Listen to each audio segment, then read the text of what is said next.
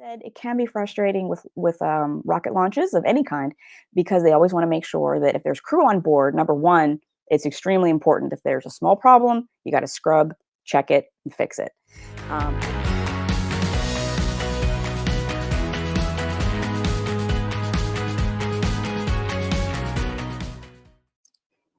Hello, everybody. How are you out there? It's Kelly, your solar system ambassador, and I'm back with another video so we can discuss the recent delays for the Starliner launch.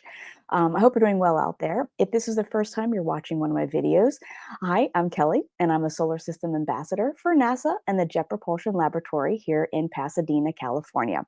And it's my joy as a science enthusiast to bring the missions and science of NASA to the public in a fun and understandable way. So, if you saw my social media post the other day, they had a press conference yesterday, which was about an hour and a half long, and they got into some pretty detailed information. So, it took a while to listen to it and to process it, to take some notes down so we can discuss what's been happening with the delays. So, I prepared my slides like I always do for you. So, let's get into those slides right now.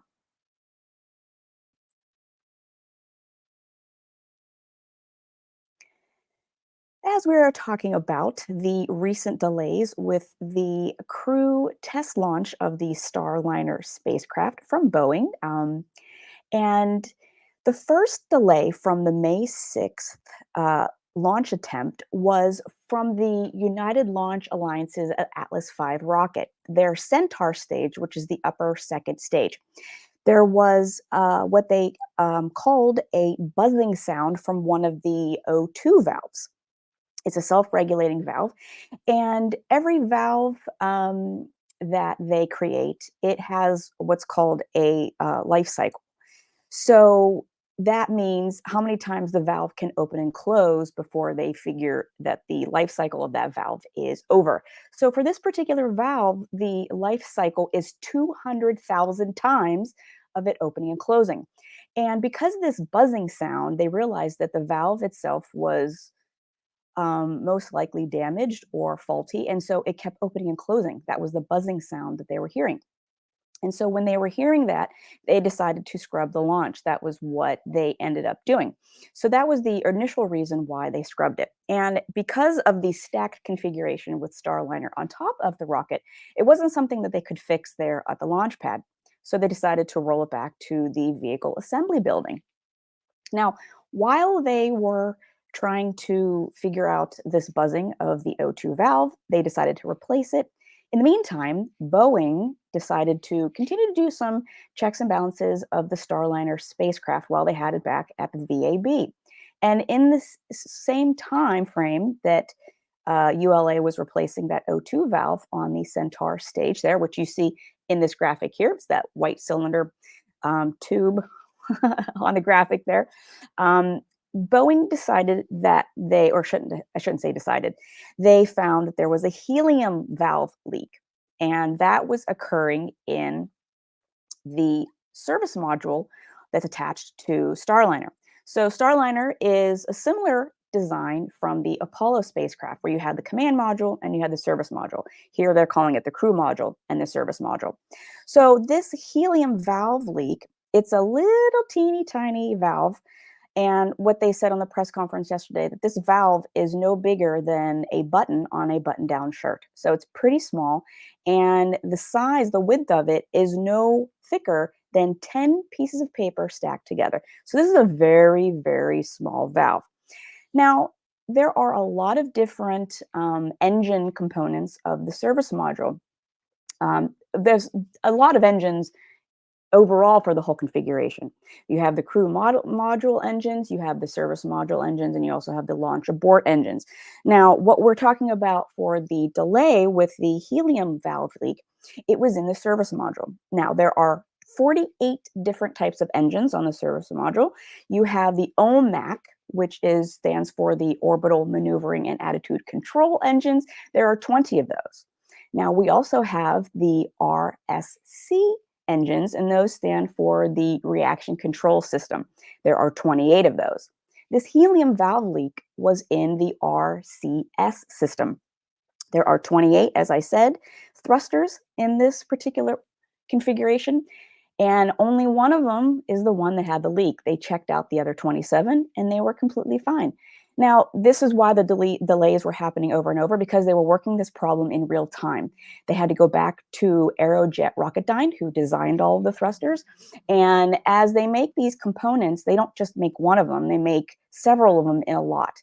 So they had to go back to the manufacturer and they had to go through all the different ones to see if there was a defect in all of them or if this was just an isolated case for this particular valve.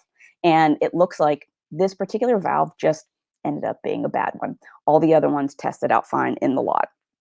Now, with this particular test flight mission, they're still working out all the little kinks.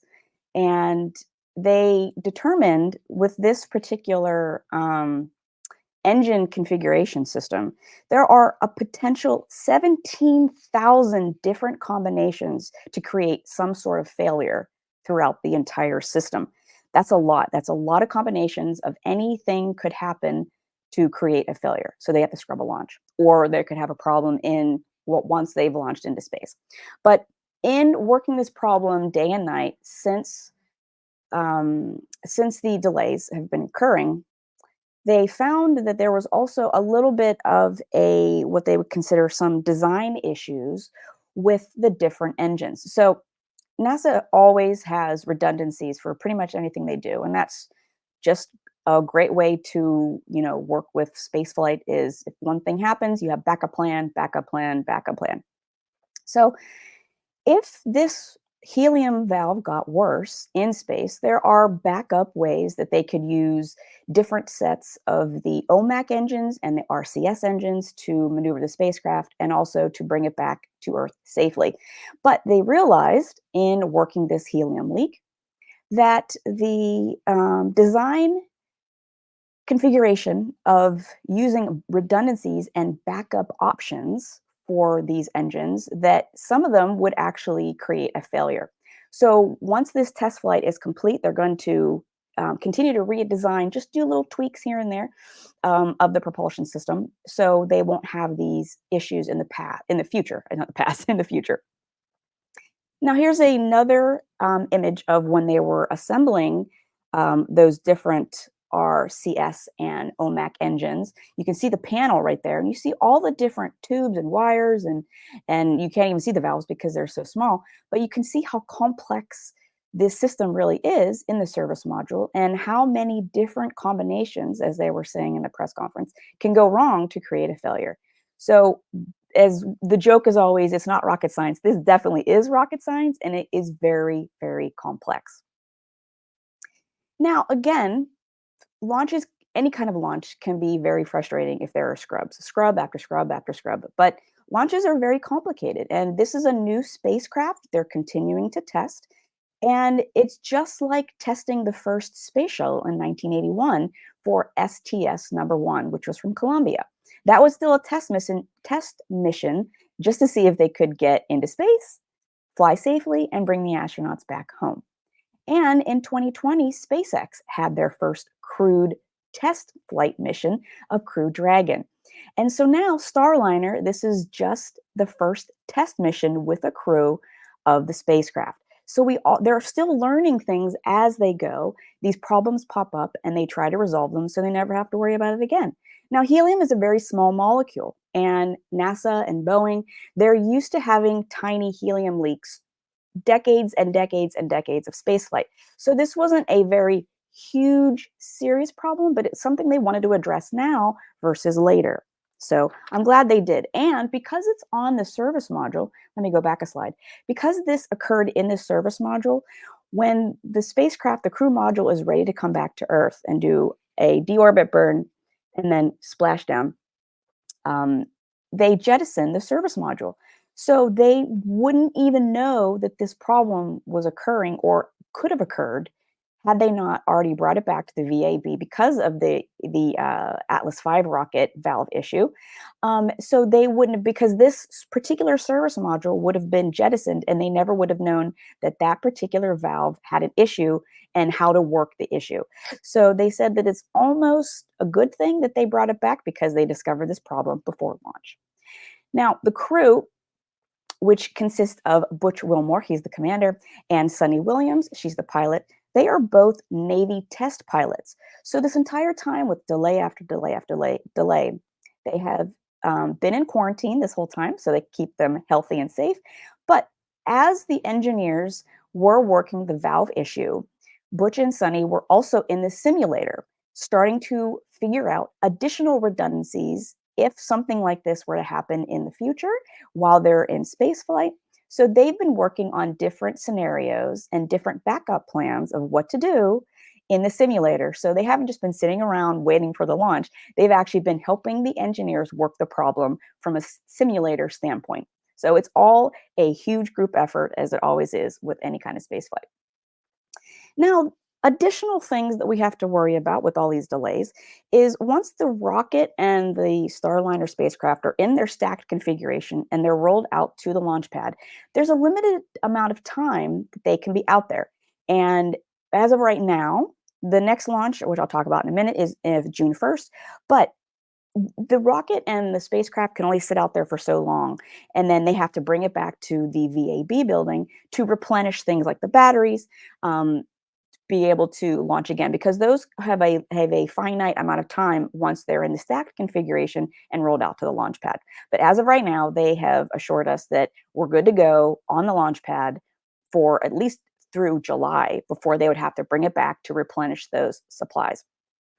Also, another thing that NASA has to worry about with more delays of the launch is the traffic at the International Space Station. Now you see this image on the screen, and we this was as of May 2nd. So just a few weeks ago, how many spacecraft are already docked at the International Space Station? There are only so many docking ports. So, but NASA said that they are good to go for whenever Starliner is ready to launch. They'll be ready to receive it. And as I said, the tentative launch date right now, because NASA and Boeing are still working the problem. So they have it mostly figured out, but they're going to do a big debrief with everybody to make sure that the spacecraft is flight ready next Wednesday. So tentatively, the launch date is next Saturday, June 1st. Launch time is 12:25 p.m. Eastern, which is 9:35 a.m. for us here on the West Coast. Now, if they should decide to not use June 1st as a launch date, the backup dates as of right now are June 2nd, June 5th, and June 6th. And if we end up using one of those backup dates, I'll give you the time of the launch when it's decided. So that is basically everything that's going on in terms of the delays for the Starliner launch. And again, like I said, it can be frustrating with rocket launches of any kind because they always want to make sure that if there's crew on board, number one, it's extremely important. If there's a small problem, you got to scrub, check it, and fix it.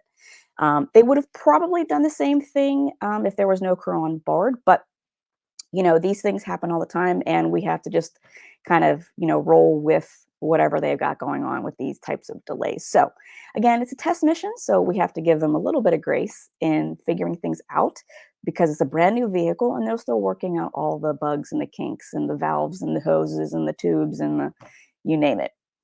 If you have any questions about what I presented here, please reach out to me and let me know. I'm happy to research any kind of information for you and get back to you. But I hope you found this informative and you're excited for the launch whenever it does happen. Fingers crossed for next Saturday, June 1st. But as of right now, that's all I have for you. Thank you for watching, and I'll talk to you very soon.